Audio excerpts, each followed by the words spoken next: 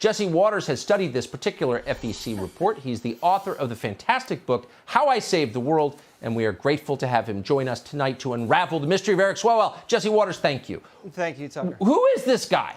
Well, he likes the finer things in life, and like most liberals, he wants someone else to pay for it. He must have developed this appetite for Far East cuisine when he was dating Fang Fang, but he loves the $90 sushi roll at Oku Sushi in Washington, D.C. Oh, come on. That comes with truffle soy, caviar, and gold flakes. Also likes to frequent, because he's a working man, the Charlie Palmer Steakhouse, where he can get a $130 steak, and that is not included with a side or a soup or a salad. Everything is a la carte. He knows that. And of course you have to stay at your wife's Ritz-Carlton in Half Moon Bay, Tucker. I mean, you can't go back to your meager house in your district. You got to wake up the next morning and get 18 holes in at the course that overlooks the Pacific. Then you can go back to have lunch that someone else, of course, is paying for. But this is why people hate politicians. It's because these narcissist finger waggers go into politics just for the comfortable lifestyle that they would never be able to achieve or afford in any other profession because they don't have the brains or the talent. So it's the Napa Valley cabs, the limousines, the international junkets. Corporate lobbyists and donors all pay for it, and we pay for the rest, the taxpayers. And he goes on TV the next day and says, we got to get big money out of politics and everything is corrupt. That's probably the biggest lie he's told, and there's been a lot of them.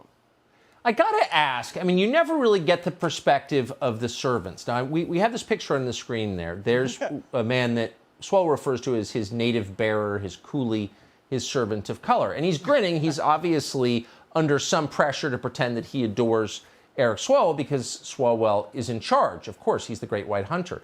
But why shouldn't we subpoena that man, that unheard voice, and let him tell his story? What is it like to have Eric Swalwell as your chief, as your commander?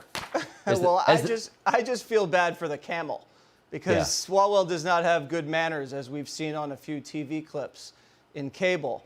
But if he is really a champion of women's rights, did he go over to Qatar and ask why it's legal to beat your wife there? As someone that says the world's going to end in 12 years, did he ask Qatar about their emissions?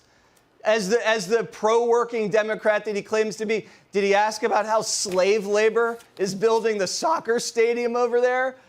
I have a feeling this was not a fact-finding mission, Tucker. And maybe when I say fact, probably daiquiris was the only thing he was looking for. I was thinking tequila sunrises, but you're absolutely right. Daiquiris or frosés. And I just want to put a call out to our viewers. If you know his native bearer, his apparently adoring servant that we put up in that picture, if you've got his number, send it to us, because we would like to hear from him. We think that all voices should be heard, especially yours, Jesse Waters. Thank you so much for that insight. Hey, Sean Hannity here. Hey, click here to subscribe to Fox News YouTube page and catch our hottest interviews and most compelling analysis. You will not get it anywhere else.